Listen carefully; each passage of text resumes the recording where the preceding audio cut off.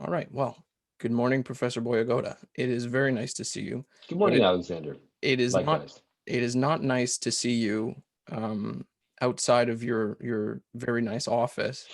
So I wonder right off the Well, bat. my master bedroom's okay, isn't it? It's got Uh, birds over there on the door. okay, very nice. Fair enough. I hadn't But I seen agree them. with you. It'd be much better to be doing this in person.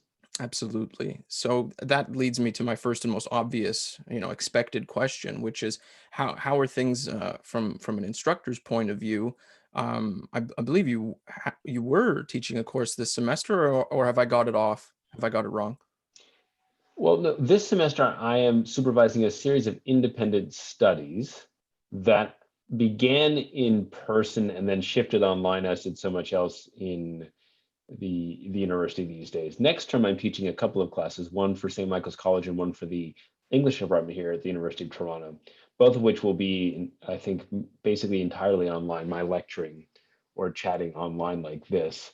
And, I think that uh, probably like everyone else in these situations, you try to make the most of it, the best of it. But I'm, sick of screens as much as anyone else at this stage. Hmm.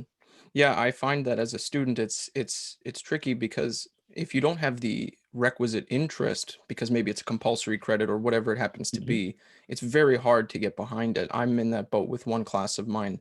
I have the interest, but the co-requisite I should be taking to get me up to speed on the subject matter is actually happening next semester. So I'm grossly underqualified for this class, but but next semester I'll be overqualified. So this mismatch keeps happening, and no, there is no substitute for in-person lecturing No, and you're right. instruction. And even at the level of the all the informal ways that we learn just by virtue of being near each other and hearing things and having something come up in your mind, it's very different to do it this way. I think the other greater challenge, of course, is that there's always the permanent temptation, whether for efficiency or entertainment, to not be fully present to the person you're chatting with, as you and I are to each other right now, but instead to click on this, to respond to that, to just take care of one another thing while someone else is talking. And those tendencies, I think, are especially for people who are maybe more professionally involved with education rather than kind of directly engaging it as students. Those are tendencies that erode the experience for everyone. And I say that as somebody who's constantly in a meeting, dealing with an email, someone texts for a request, and I'm not alone in those ways, but I'm starting to find that the quality of all of my interactions is eroding because of my desire to try to do them all at the same time. Hmm. In a way that, if you're in person, if I'm standing in front of you in a class, or if we're sitting together at a seminar table, my phone's in my pocket. I don't use a laptop. There's just a very different experience for everyone, I think. Yeah, and I reflect back on even our seminar that we had. So that's 2 years ago now, if you can believe it. And that room is tiny. It's just Mhm. unfathomable to me now. I mean, I loved it. It was fantastic, but it's one of those older rooms, I think. I mean, the whole building, the whole school's old, but those tiny little rooms in St. Mike's. I Mhm. can't even imagine now trying to to get all those people in that room, given what's going on. But Well, I mean, I it's think the big question is how long after finally COVID is past us before we return to some version of what used to be normal interactions. And so what you're describing is a seminar room on campus that probably comfortably seats 20, and we probably had 30 people in there, and everybody was kind of shoved together very close with no thought to what it could mean, because why would we be thinking about it then as anything other than the best way to use the space? And obviously, if we were all invited to that same room now, we would not be doing that. And if we were in that room for some required reason at that scale, we'd all be, masked and everything else. That's fine. What interests me though is 5 years from now, if I'm teaching in that same room, what will it look like? Will we be right back to 30 people mashed together or not? And it's impossible to know what some of the, what I'll call medium term effects of pandemic living will be. The short term effects are with us, the long term effects I think are a certain gradual kind of leveling out of the intensity of this, and then kind of deeper experiences that probably many of us have that will stay with us for many years, right? But the medium term is what I find most interesting. Hmm. My prediction, and of course I'm no expert at anything, is that given, as you put it, those short-term effects and the short-term zeitgeist, if that's the right word, there's a clear division, at least in friends and in my own mind and with others that I engage with, that there are people who, and I'm in this camp, who very early on thought, okay, can we just get on with this, right? Very impatient, very skeptical, almost suspicious, Hmm. um, of the whole thing, and then others who are take the opposite approach. And so there's this interesting divide that seems to be present in every walk of North American life at this point. But Hmm. it'll be interesting to see how those two groups come back together, as fellow citizens and students and professors and students. It'll be very interesting to see how people interact, because I was fortunate enough to have a class in person on Thursdays until 2 weeks ago, and then Yeah, eventually with the lockdown order and all that, it went away. But I can't even begin to I can't begin to tell you how helpful and useful it was to even have just the one class. And, sure, of course. the subject matter was actually quite theoretical. It wasn't quite doctrinal law of any kind, which was even nicer, but even still, it would have been nice. But it was exactly what you'd expect from an upper year program or class, which was, we're going to sit and we're going to chat. And for an hour and a half, the time's going to fly by and we're going to be arguing different perspectives. It was really nice. And I Hmm. won't have that next semester. So this is, again, you asked me why the podcast and what's it about. It's reaching out, but in a fulfilling and meaningful way. I mean, this will be recorded and I will listen to it again. And it's not Hmm. just some fleeting chat. So my question for you now, of course, is, what sort of scholarship is the most interesting to you right now? What is it in these independent study projects that you mentioned? What is their what are they about? Well, the specific ones I'm describing, in one case, it's an independent study that focuses on the figure of the flaneur, the intellectual walker, I guess you could say, in city spaces. And with one student, I'm looking at a series. The student is pursuing a series of readings of um, those texts. The other is a series of students who are all writing on T.S. Eliot, the 20th century American Anglo poet, and his work. And I think perhaps what's more um, significant in both, well, in that case, in both cases, is that these independent studies come out of initial courses that then led to larger conversations and informal reading groups that then led to then the more formal version of an independent study. And in some ways, that's how at least in the humanities, that's how I think you can kind of identify a through line for your studies. You take a course, something interests you, you chat with the professor afterwards, you stay in contact and you talk about your readings for a while. And then you find a new way to explore those same issues, elevate it a little bit. And then that could lead to further conversations, maybe to graduate studies. And being open and available to both of those models for reading and discussing books and ideas is I think the best possible way to get the most out of a humanities education at a university these days. Hmm.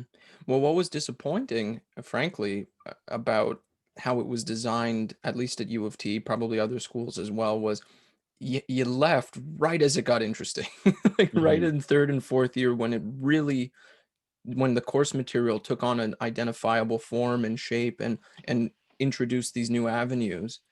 Well, Well, but then the point there is it gives you then a chance to either continue pursuing it in mhm, graduate studies or to be a lifelong reader. And the goal for me as someone who's an English professor is not necessarily to inspire more people to become English professors, but to inspire them to keep reading for the rest of their lives. And that what interests them in those third and fourth year courses should lead them to want to look for more beyond them. And that is a very good outcome of a successful liberal arts education, even in a global research university like U of T. I talk endlessly about how wonderful U of T was, and I've often contemplated and fantasized about returning. if not to Hmm. U of T, but then to graduate studies even after a law degree, or perhaps doctoral studies. I don't know how that transition is Hmm. made, but it's something that's never escaped me. And if anything, it's what brought me, I'll say it quite candidly, I think that that's what brought me to law school in the first place. Wasn't so much the content of what I brought to in my application, or whatever. I think it was, I think I did a good job. Just simply put, I think I did a good job communicating my love of language, and then law and how adjudication is done.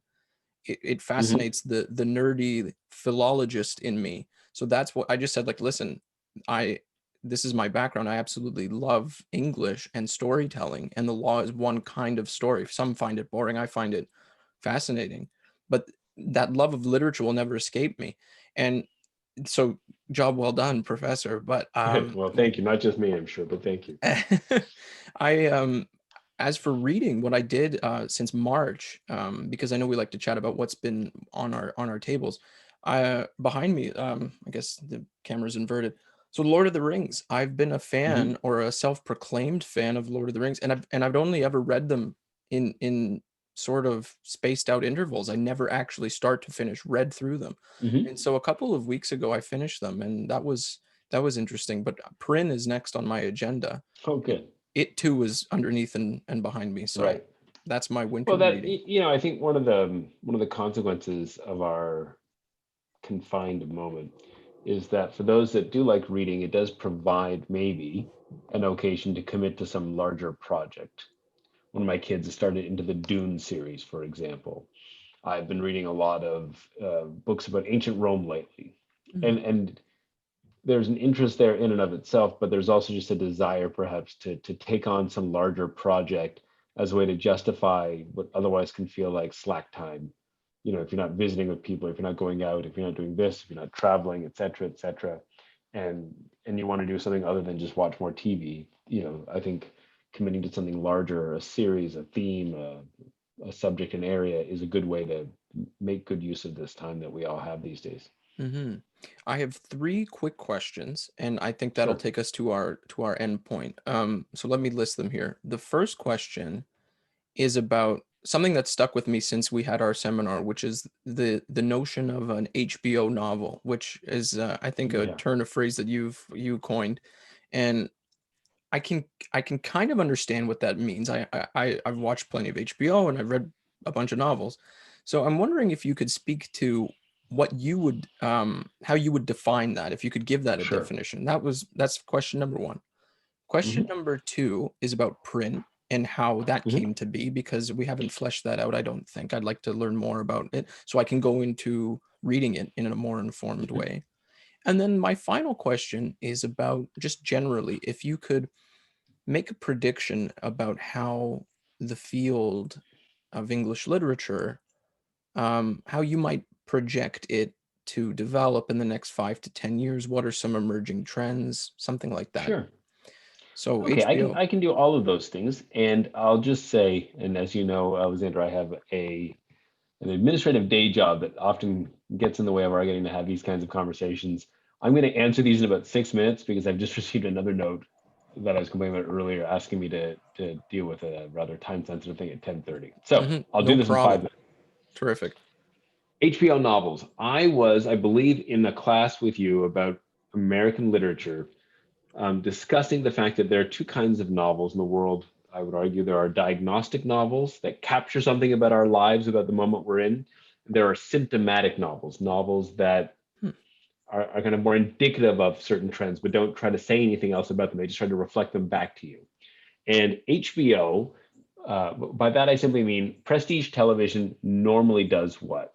It entertains you, it's engrossing, it kind of brings you in and holds you, it affirms you in your capacity to pick up on all the smart references, but you never need to read it, you never need to watch a series twice. In other words, all of its meaning is generally disclosed right there to you without too much difficulty.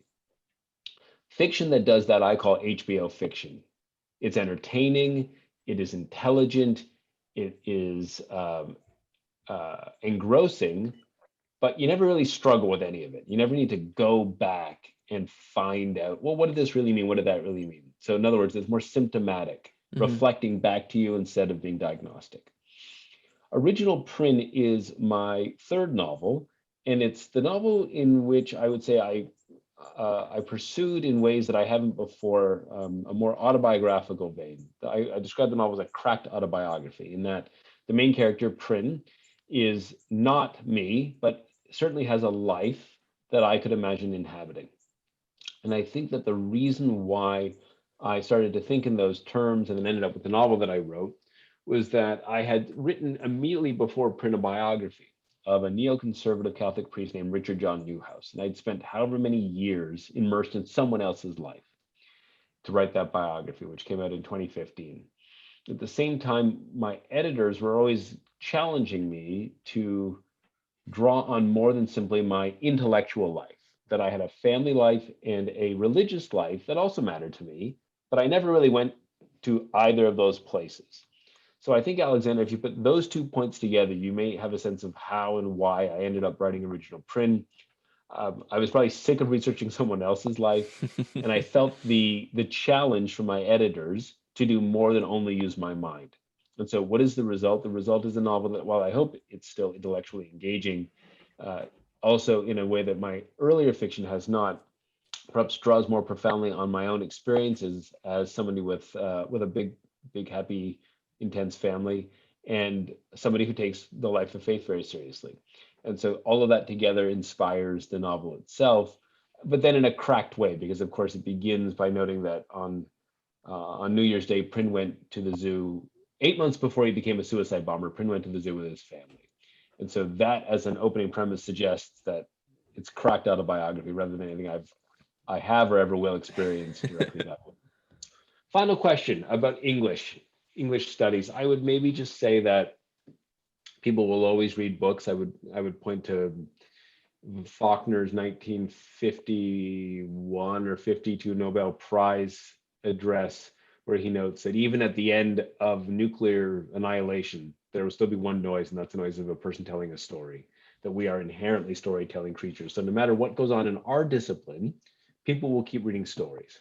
In terms of what I see as one area of development, it would be the intensification of data science approaches to literature. Now, this is not what we now call the digital humanities, which is more or less um, pre pre-existing software and applications that help us read literature in different ways. As I understand it from colleagues who are more expert in the field than I am, the ability to for students and scholars to create, to write code, to be literate and creative in these ways allows them to interact with literary texts in a fundamentally different way than simply applying an app to a digital text. So I see that, Alexander, as one possible future, not the defining one by any means, but one among many that I think we will see more attention in the time ahead. But all of that finally, whether it's an HBO novel, my novel, or something you're reading, in a future English class, all of that finally should be what inspires you to just keep on reading good books. And I hope that's what you get to do. And I congratulate you on this very good podcast. Thank you for taking the time. I will read print and we will discuss in the new year. Until then, thank you again and Merry Christmas to you and your family. And we Thank will you. And talk likewise soon. to you and yours. All the best for the new year. Be well, stay safe, and good luck with your studies. Thank you. Talk soon. Bye bye. Okay, bye, Alexander.